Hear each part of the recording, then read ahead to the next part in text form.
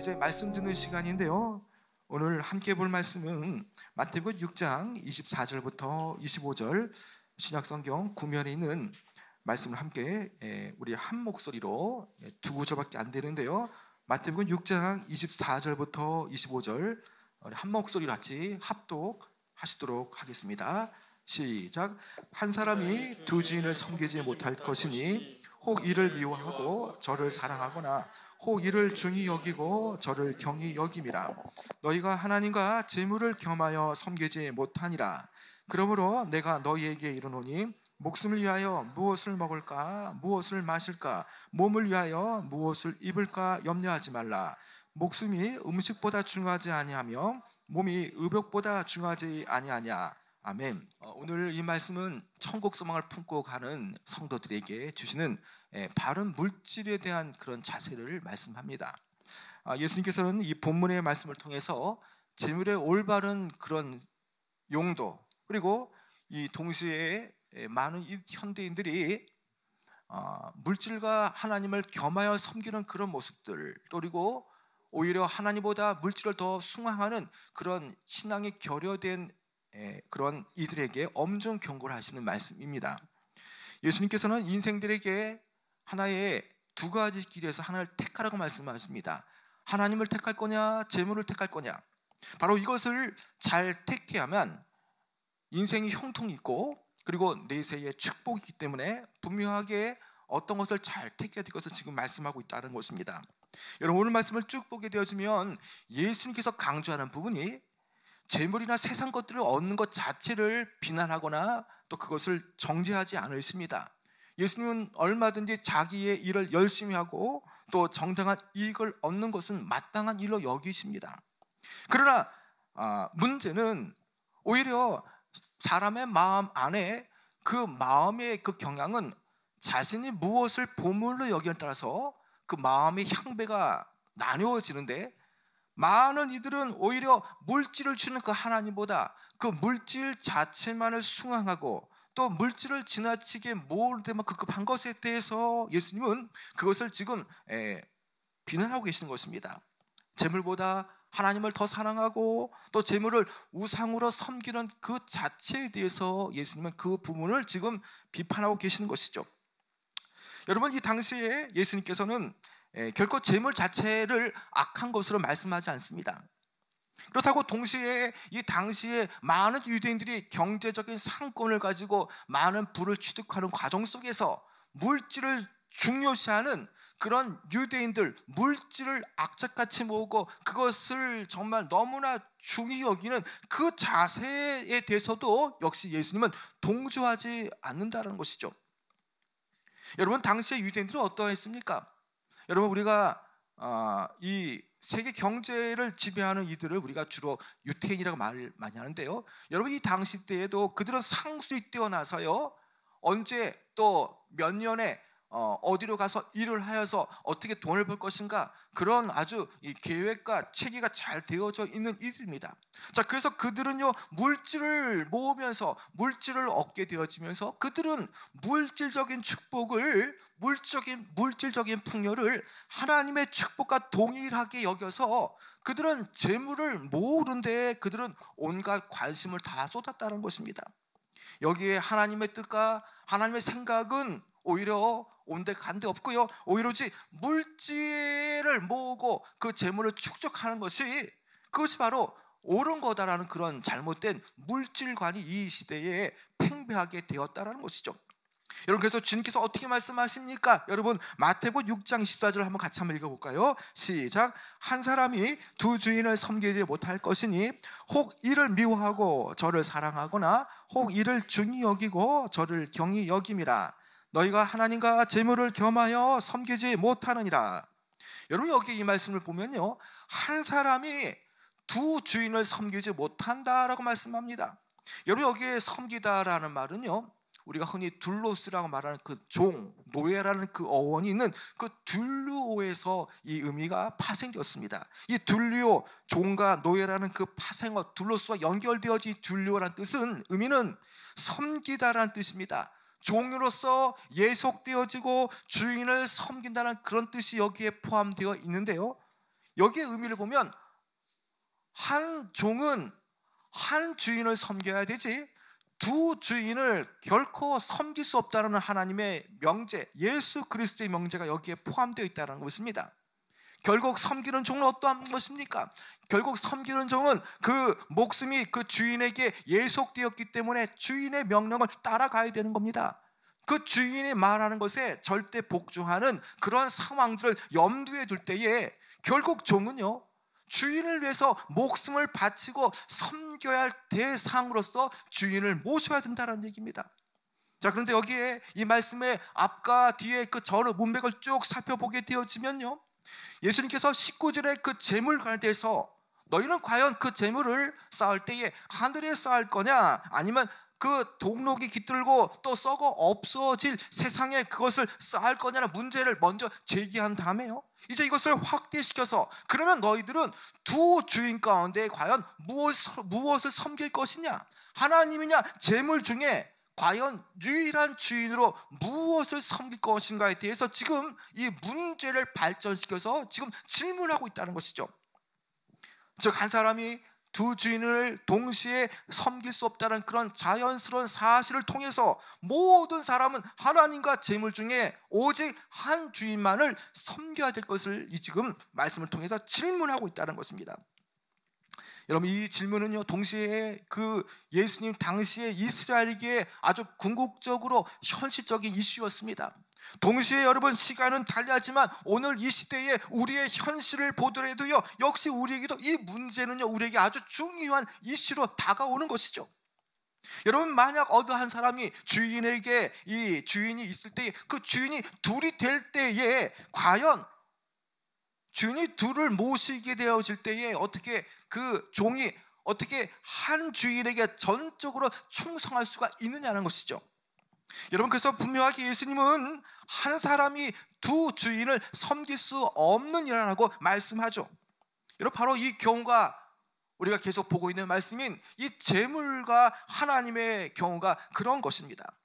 여러분, 오늘 이 본문에서 이러한 재물을 섬긴다라는 표현을 통해서 우리는 이것이 과연 어떠한 대상인가를 생각해 볼 수 있습니다. 어떻게 재물을 섬길 수 있느냐 말하지만 여러분, 그 재물이라는 어원을 쭉 살펴보면요, 이 재물이라는 어원이 맘몬이라는 말을 우리가 잘 쓰죠. 맘몬.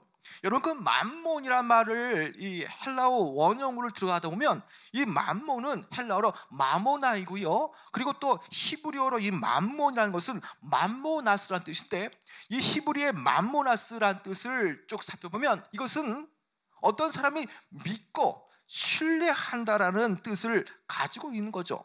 다시 말하면 이것은 마치 아멘과 같은 그런 어원을 띠고 있는 것으로서 문자적으로 어떤 사람이 신뢰할 만한 그런 대상들, 또 신뢰할 수 있는 것들에 대해서 맘모나스라는 그런 어원을 말하고 있다는 것이죠. 여러분, 그만큼 이 재물이 많은 사람들이 신뢰할 수 있는 부분이 될 수 있음을 지금 말해주는 것이죠. 여러분, 고대로부터 재물은요, 많은 사람들이 가장 신뢰하고 또 의지하며 또 집요하게 그것을 추구하였던 것 가운데 하나는 바로 뭐니 해도 맘모나스, 머니이고요, 또 재물이라는 것입니다. 여러분, 이 사실 앞에 우리는 분명하게 자신 스스로를 오늘 말씀을 들으면서 스스로 우리는 자신 생각을 한번 다듬어 봐야 되는 것입니다. 우리는 스스로 재물에 몰두하여 갖게 되어지는 이기적인 그 쾌락을 추구할 것인가, 아니면 하나님만을 섬길 것인가에 대한 우리는 분명하고 단호한 선택들을 우리는 해봐야 되는 겁니다. 그래서 주님께서 말씀하시는 부분이 무엇입니까? 자, 어느 것을 하나를 택했다면 그 택한 것 때문에 하나는 사랑하게 되어지고 하나는 반대로 미워하게 될 수밖에 없다라고 말하는 것이죠. 영적 차원에서 예수님께서는 두 가지를 동시에 가질 수도 없고 동시에 그 두 가지를 사랑할 수 없다라고 말씀합니다. 한쪽을 사랑하면요, 한쪽을 미워해야 된다라고 말씀하는 것이죠. 하나님을 사랑한다고 말하면 분명하게 재물 편에서는 그 재물을 미워해야 한다는 겁니다. 우선순위의 문제에서 하나님을 사랑한다면 분명하게 제1순위가 하나님이 되어야 되지 재물이 되어서는 안 됨을 말하는 것이죠. 여러분, 이것은 영적인 공간에서도요 동일합니다.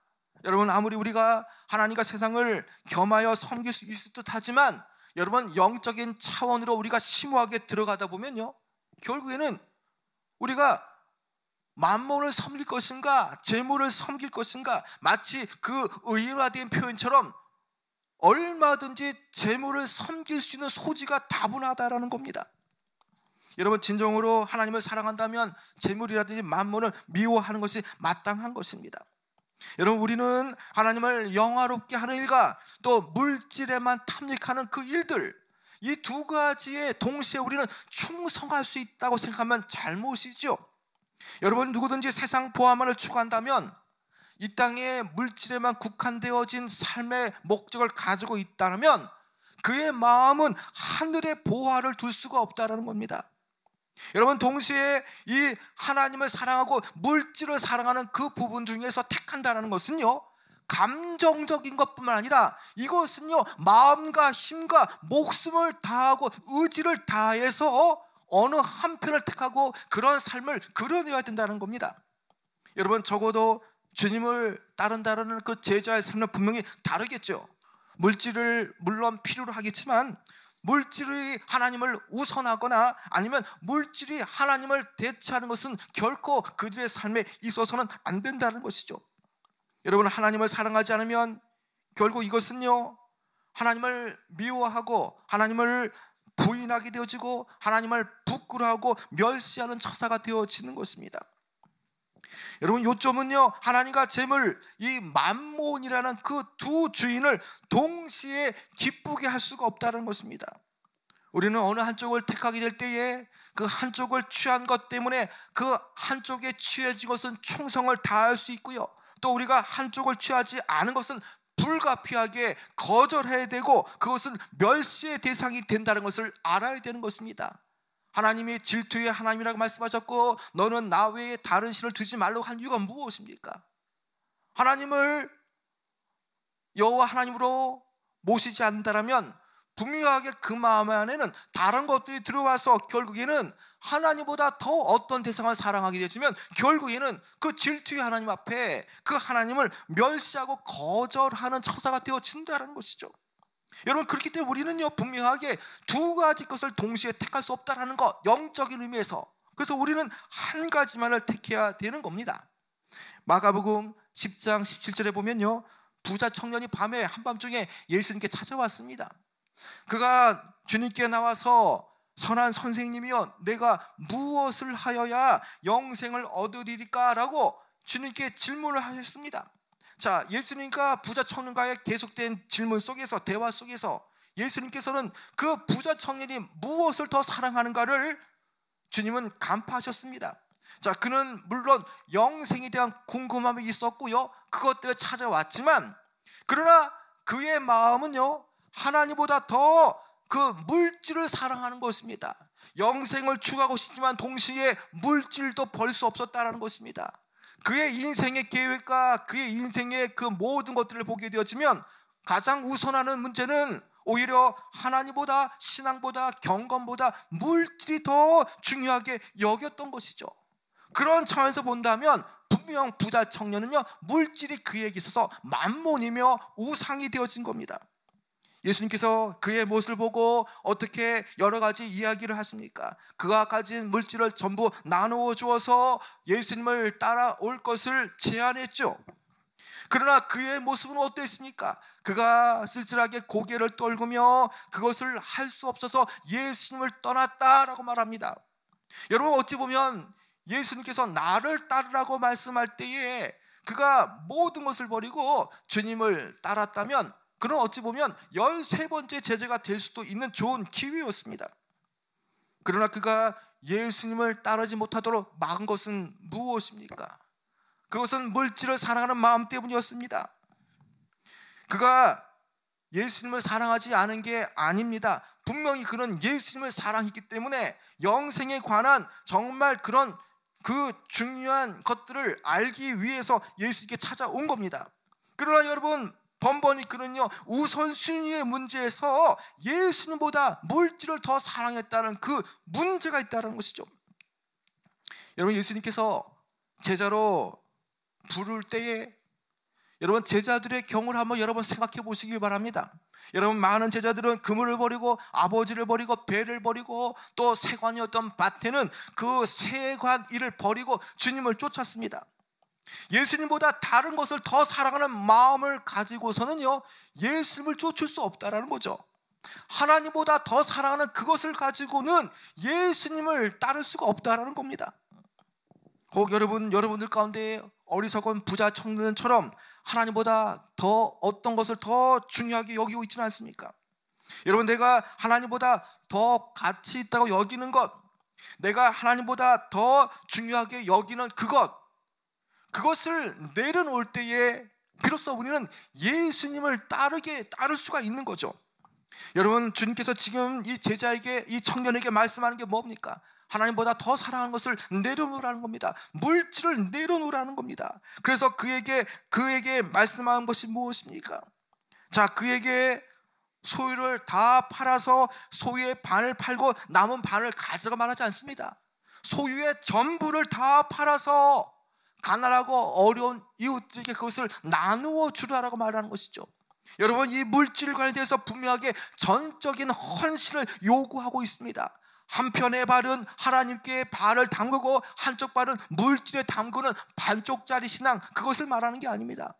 가장 우선한 그 하나님을 위해서, 예수님을 위해서 제자로 되기 위해서는 그것을 다 내어주고 주님을 따를 수 있느냐는 그런 문제의 글을 지금 예수님은 부르셨다는 것이죠.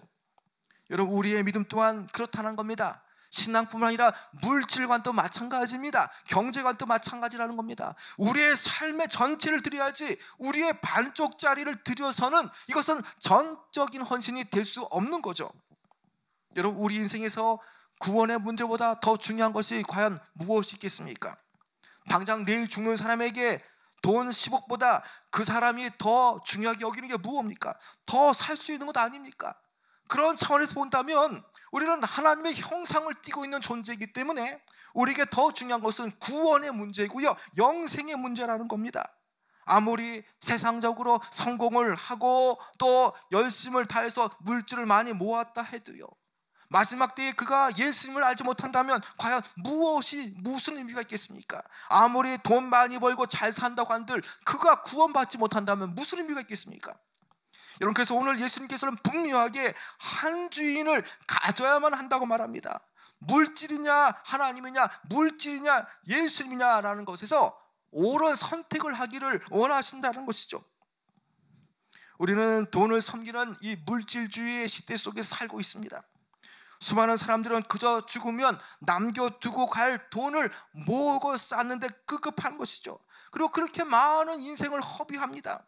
이처럼 돈과 그것으로 구입할 수 있는 것들에 대해서 그들의 욕망은 끊임없다는 겁니다.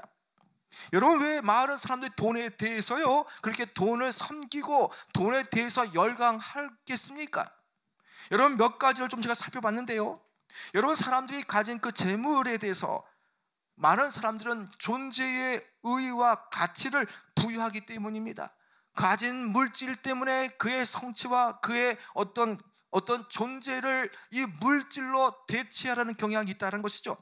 이런 몇 가지를 살펴볼 텐데요, 그것은 돈이 주는 안전이 있다는 겁니다. 여러분, 사람들은 자신이 보유하고 있는 그 재물을 통해서요 자신이 마치 보호받고 있다는 느낌을 받죠. 통장에 돈이 얼마가 있는지, 통장에 돈이 얼마나 있는 것을 생각하며 자신이 안전하다고 여기며 미래에도 충분하게 내가 살 수 있다고 여기는 겁니다. 그래서 사람들은 인생과 영혼의 가장 커다란 안전을 가져오는 것은 무엇보다도 물질적인 그런 이 돈을 모으고 그것을 가져야 된다고 하는 그런 부분들이죠. 이런 돈이 주는 개인의 가치와 평가와 척도에 대한 부분도 있습니다. 물질적인 소유가 그 부가 사람들이 그들의 생에서 성공했음을 가리키는 하나의 기준과 또 평가가 척도가 되어진다는 것이죠.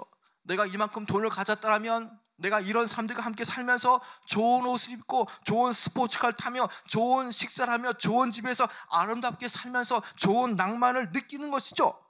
그 돈을 가진 것 때문에 자신의 가치와 자신에 대한 그 척도를 가름하기 때문인 것입니다. 여러분, 또 돈이 주는 권세가 있다라는 겁니다. 부와 물질적인 성공을 인해서 원하는 것을 다 가질 수 있고요, 얻을 수 있다는 것이죠. 그것은 결국 돈은 권세가 되어진다는 것이죠. 내가 가진 돈을 가지고, 내가 가진 부를 가지고 얼마든지 내 인생의 운명을 바꿀 수 있고, 내가 얼마든지 그 돈을 통해서 사람들을 조절하고 통제할 수 있고, 내 앞에 오는 그런 모든 일들에 대해서도 나는 여전히 돈을 가지고 통제할 수 있다는 그런 어떤 그 권세라는 것이죠. 여러분, 또 돈이 가지는 자유로움이 있다는 것입니다. 재물로 인해서 나는 얼마든지 무엇이든 할 수 있다는 그 스스로 신이 되고자 하는 그런 것들이죠. 어느 것에서도 의존하지 않고 돈이면 무엇든지 할 수 있다고 여기는 그런 것들이 바로 돈이 주는 자유로움이라는 것이죠. 여러분, 마지막으로 돈의 즐거움이 있다는 것입니다. 여러분, 재물로 인해서 얼마나 낭만적인 꿈을 탐닉하고요, 또 그것을 즐길 수 있겠습니까? 돈을 가지고 정말 좋은 여행을 다니고, 또 사치스러운 그런 결혼식을 할 수 있고, 또 멋진 식사를 할 수 있고, 가장 아름다운 집에서 정말 내가 원하는 것을 다 즐기고 할 수 있다는 겁니다. 결국 이 즐거움과 행복과 내가 원하는 것을 줄 수 있는 것, 이것을 할 수 있는 것은 돈이라는 것이죠. 여러분, 돈의 이런 특성 때문에 사람들은요, 돈에 매료가 되어지고요, 매료가 되어지고 돈에 열광하게 되어지는 것이죠. 여러분, 이러한 이유로 인해서 많은 현대인들은 이미 그 재물과 돈에 의해서 이미 만몬신이 되었고요, 그 돈이 그 사람을 지배하게 되었다는 것입니다. 여러분, 이것은 영적인 문제이고요, 결국 우리가 영적으로 죽고 사는 문제와도 직결되어지죠. 그래서 디모데전서 6장 10절에 어떻게 말씀합니까? 돈을 사랑함이 일만하게 뿌리가 되어진다라고 말씀하지 않습니까? 여러분, 이 모두는 다 돈의 그 위력과 돈의 영적인 위험성을 말하는 것이죠. 여러분, 우리는 분명히 재물이 어떠한 것인가를 분명하게 알아야 됩니다. 재물 그 자체가 목적이기보다 적절한 사용법을 통해서 하나님의 뜻을 수행하는 데 돈이 필요한 것이고, 또 이 이웃의 유익을 도모하는 수단에 불과하다는 것이 바로 재물이라는 것을 우리는 분명하게 알아야 되는 것입니다. 그리고 내가 가진 그 재물을 가지고 우리는 어떤 생각을 가져야 되겠습니까? 이 모든 것들은 내 것이 아니라 하나님 앞에 일시적으로 위탁받은 청지기로서 이 재물은 불과하다는 것을 내가 알아야 된다는 것입니다. 그리고 이 재물을 통해서 우리는 하나님의 뜻에 따라서 성도가 선을 행하고 이웃을 사랑하는 실천하기 위한 수단에 불과하다는 것, 그리고 하나님께서 기뻐하지 않는 방법을 통해서 그것을 동원해서라도 기필코 축적한다는 그런 대상으로 여기서는 안 된다는 것이죠. 여러분, 성도들은요, 재물을 하나님께서 맡기신 관리 대상으로 여겨야 되지요. 그것을 단지 내가 섬겨야 할 대상으로 여긴다면 그것은 큰 파국을 일으키게 되어집니다.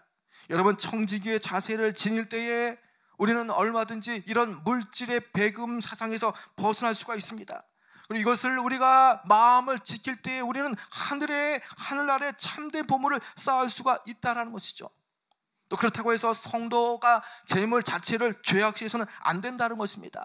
삶의 모든 부분에서 절대 가치를 하나님께 두어야만 되는 것이지, 그 외의 것들에 대해서 이러한 모든 것들은 그 삶의 가치를 하나님이라는 것, 그 대원칙 하에 모든 것들은 다 종속된다는 마음을 가지고 어떠한 경우에도 하나님을 섬기는데 방해가 되는 요소들은요, 다 무엇인지 과감하게 버려야 하는 마음을 가져야 한다는 것이죠.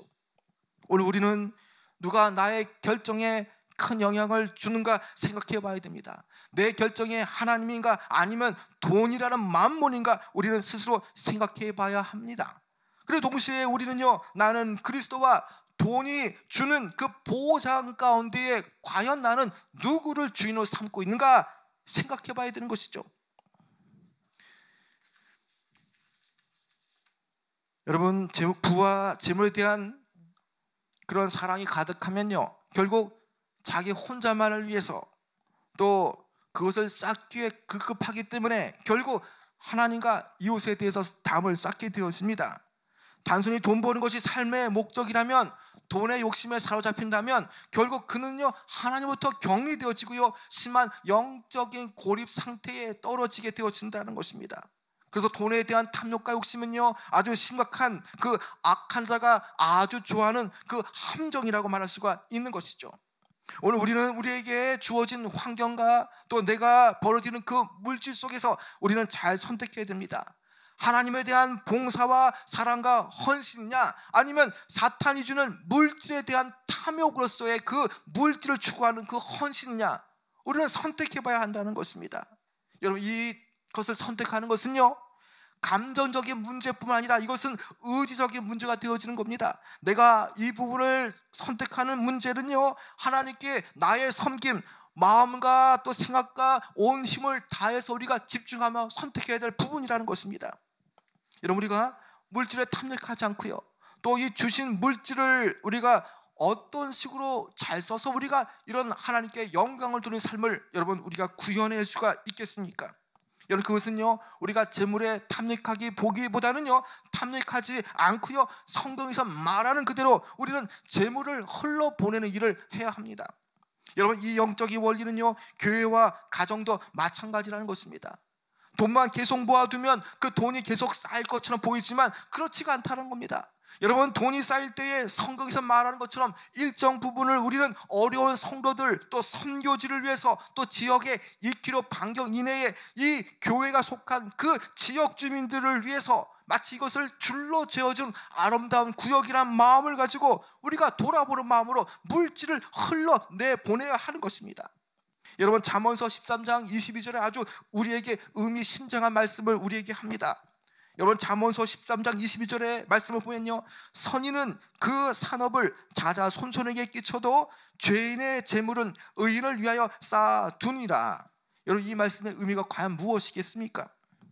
여러분, 성경에서 자기에게는 부유하고 하나님에게 인색한 자를 속부라고 말하고요, 또 자신에 대해서는 인색하며 하나님과 이웃들에 대해서 정말 부유한 자를 우리는 성부라고 말하는데요, 여러분, 결국에 하나님의 계획은 어떤 것입니까? 여러분, 하나님에 대한 그 재물에 대한 그 하나님의 계획은요, 하나님의 나라와 가난하고 어려운 고아와 과부와 객들을 위해서 사용하는 그 선한 의인들을 위해서요, 그렇게 물질을 흘러 넘치게 하는 이들에게는요, 물질을 계속적으로 이렇게 흐르게 한다는 겁니다. 물질이 쌓이게 한다는 것입니다. 그러나 반대로 자신을 위해서 물질을 쌓고 그것을 쌓기에 급급한 이들, 하나님과 이웃들을 돌보지 않는 그 속부, 그 죄인의 산업은 어떻게 되어진다 말합니까?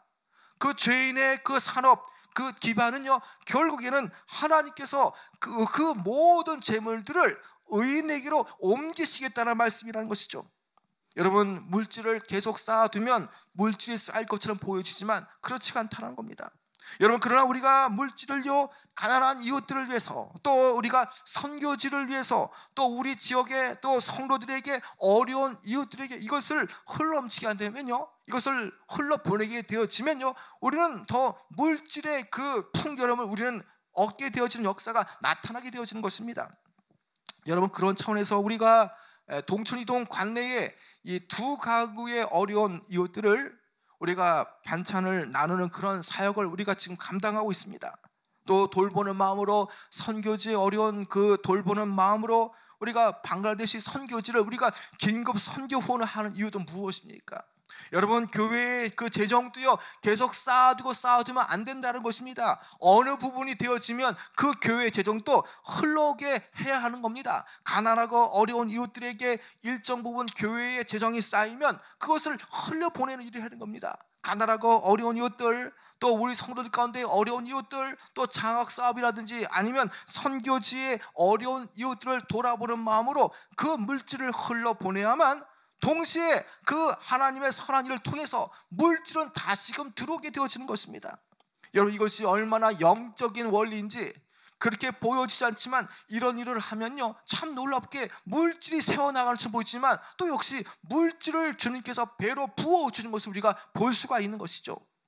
여러분, 우리가 그런 차원에서 본다면 우리 교회가 대출을 갚고 또 가난한 선교지를 위해서, 우리가 또 어려운 선교지를 위해서, 또 너무나 힘든 그 전도지를 위해서 우리가 물질을 나누고, 또 우리가 이 지역의 어려운 이웃들을 향해서, 가난하고 어려운 이웃들을 향해서 우리가 반찬을 공급하는 그런 일들 또한 하나님의 그 선한 일이라는 것입니다. 여러분, 이런 일할 때에 정말 주님께서 우리 교회에 물질을 부어주시고 또 이 일에 동참하고 기도하고 또 함께 하시는 그 성도들 위해 하나님께서 부어주실 물질을 여러분 생각할 때에 이것은 과연 영적인 원리라는 것을 우리는 분명하게 깨닫게 되어질 것입니다. 여러분, 이제 말씀을 맺고자 합니다. 여러분, 우리는 자주 스스로에게 이렇게 질문해 봐야 됩니다. 내 삶에서 가장 가치가 있는 것은 과연 무엇인가? 그리고 어디에다가 시간을 쓰고 또 내 삶을 어떻게 투자하며 또 돈을 어디에다가 소비해야 되는가라는 마음을 늘 우리는 가져야 하는 것입니다. 여러분, 시간이든 물질이든 이것을 어디에 쓰는지에 따라서 우리의 신앙을 돌아볼 수 있는 좋은 기회가 되어질 겁니다. 여러분, 오늘 우리는 이 물질이 과연 어떤 것인가를 분명하게 알아야 되고요. 또 우리가 이 물질 시대에, 그러나 우리가 이런 시대를 살지만 그러나 우리는 예수님만을 주인을 모시며 그분을 사랑하고 섬기며 물질 만능주의 시대 속에서 물질을 의지하는 것이 아니라 물질을 만들어 주시고 물질을 내어주시는 그 하나님을 의지하며 나가야 되는 것입니다. 그리고 우리는 날마다 내가 과연 누구에게, 어떤 분에게 순종할 것인가에 대한 분명한 결정도 있어야 되는 것이죠. 여러분, 만일 내가 재물이 나의 맘모신이 된다면 우리는 물질적인 삶을 살아갈 것입니다.